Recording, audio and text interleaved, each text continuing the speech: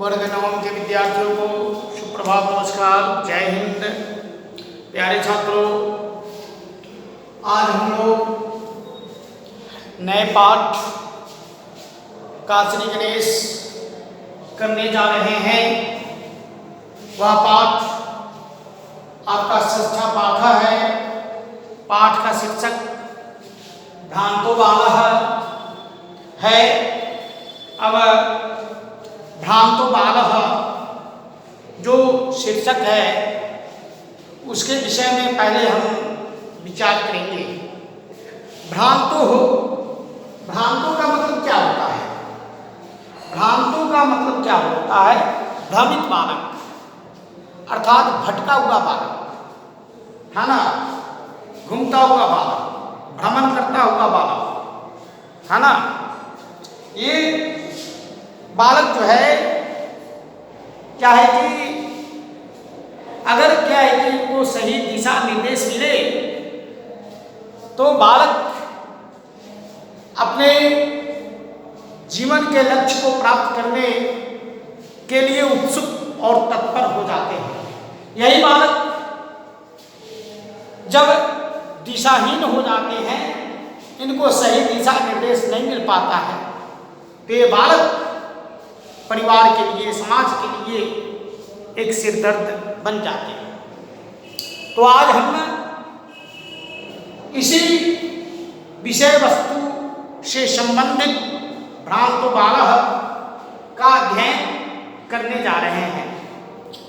भ्रांतो बालः का जो शीर्षक है, इसका अर्थ आप लोग समझ चुके हैं। अब पाठ का कुछ परिचय आप समझेंगे। सबसे पहले हम आप लोगों को यह कहेंगे कि वीडियो जब शुरू कर रहे हैं, आपको क्या पढ़ना है, इसकी जानकारी आपको जब मिल जाती है तो आप उस विषय वस्तु से संबंधित पाठ को खोलकर आप अपने सामने रखें, ताकि विषय वस्तु को समझने में किसी तरह की कोई समस्या उत्पन्न नहीं हो। पाठ आपके सामने रहेगा, पुस्तक आपके सामने रहेगा, तो समझने में बहुत सुविधा मिलेगी। इसलिए हम बार बार कहते हैं कि पाठ को खोलकर आप अपने सामने रखिए और साथ ही साथ वीडियो में जो हम बात आप लोगों को बताते हैं उसको भी ध्यान में रखें। इस दोनों के सहयोग से आपका पठन पाठन का कार्य सुगम हो जाएगा, समझने में भी आएगा। तो परिचय, पाठ परिचय देखिए। यह पाठ, प्रस्तुत पाठ संस्कृत प्रौढ़ पाठावली नामक ग्रंथ से संपादित किया गया है। इस कथा में एक ऐसे बालक का चित्रण है जिसका मन अध्ययन की अपेक्षा खेल कूद में लगा रहता है। पढ़ने लिखने के समय में वह खेलता कूदता रहता है, पढ़ाई लिखाई में मन नहीं लगता है। खेल कूद में उसकी विशेष अभिरुचि है, यहाँ तक कि वह खेलने के लिए पशु पक्षियों तक का आह्वान करता है, बुलाता है कि चलो भाई मेरे साथ खेलो। किंतु कोई उसके साथ खेलने के लिए तैयार नहीं होता है। सबको अपना अपना काम है, समय के अनुसार उसको करना है। इसलिए कोई भी उस बालक के साथ खेलने के लिए तैयार नहीं होता है। उसे बहुत निराशा मिलती है। अंततः उसे बोध होता है कि अब सभी अपने अपने कार्यों में व्यस्त है, केवल वही बिना किसी काम के इधर उधर व्यर्थ घूमता है।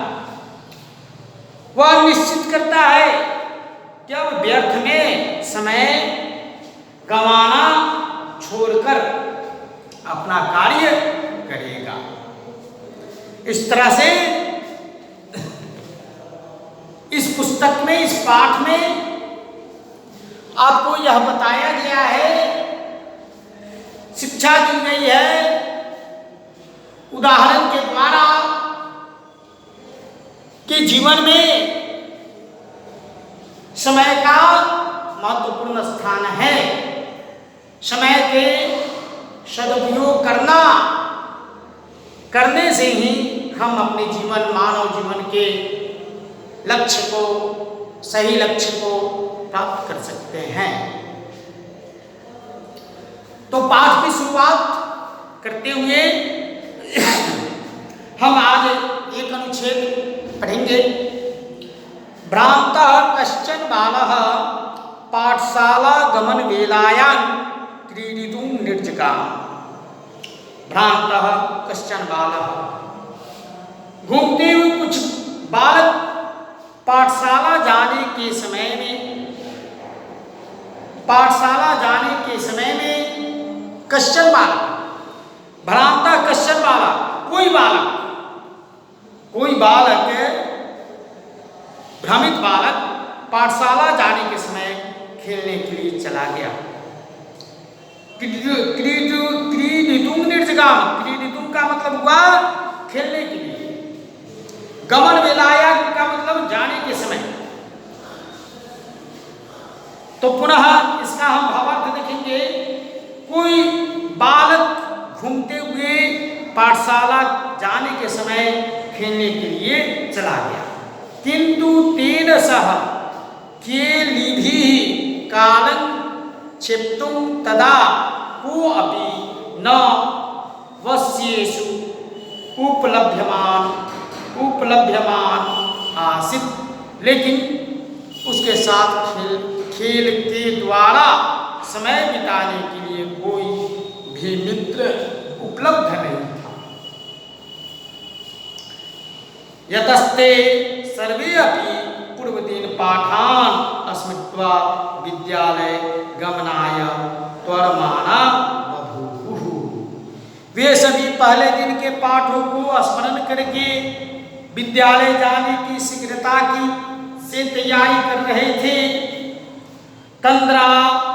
तंद्रालूढ़ बालो लज्जया तेषां दृष्टि पथमपि परिहरणे काकी किमप्युद्यानं प्रविवेश। आलसी बालक वह लज्जावश उनकी दृष्टि से बचता हुआ अकेला ही उद्यान में प्रविष्ट हो गया। देखिए कितना चेंजिंग पॉइंट। वह बालक को यह सोच हुआ था कि चलो भाई ऐश किया जाए, खेला जाए, कूदा जाए, पढ़ने लिखने में क्या रखा है। लेकिन जब वह जाता है अपने मित्रों के पास कि चलो खेला जाए, लेकिन कोई भी मित्र उसके साथ खेलने के लिए तैयारी नहीं होता है। जब वह देखता है कि हमारे साथ कोई भी खेलने के लिए तैयारी नहीं, सभी अपने अपने काम में लगे हुए हैं, मग्न है, शीघ्रता है, सबको अपने अपने विद्यालय जाने की शीघ्रता है, सभी अपने अपने कार्य कर रहे हैं, केवल मैं ही एक अकेला ऐसा बालक हूँ जो मैं व्यर्थ इधर उधर घूम रहा हूँ। सभी तो विद्यालय चले गए। अब वह निराश हो जाता है और उदास होकर अकेले ही उद्यान में, बागीचा में प्रवेश करता है। आगे हम अगले दिन हम दूसरे अनुच्छेद से आगे बढ़ेंगे। आज के लिए इतना ही। कल फिर हम द्वितीय अनुच्छेद से आगे बढ़ेंगे। आप लोग गृह कार्य के रूप में प्रथम अनुच्छेद का शब्दार्थ याद कर लेंगे। धन्यवाद।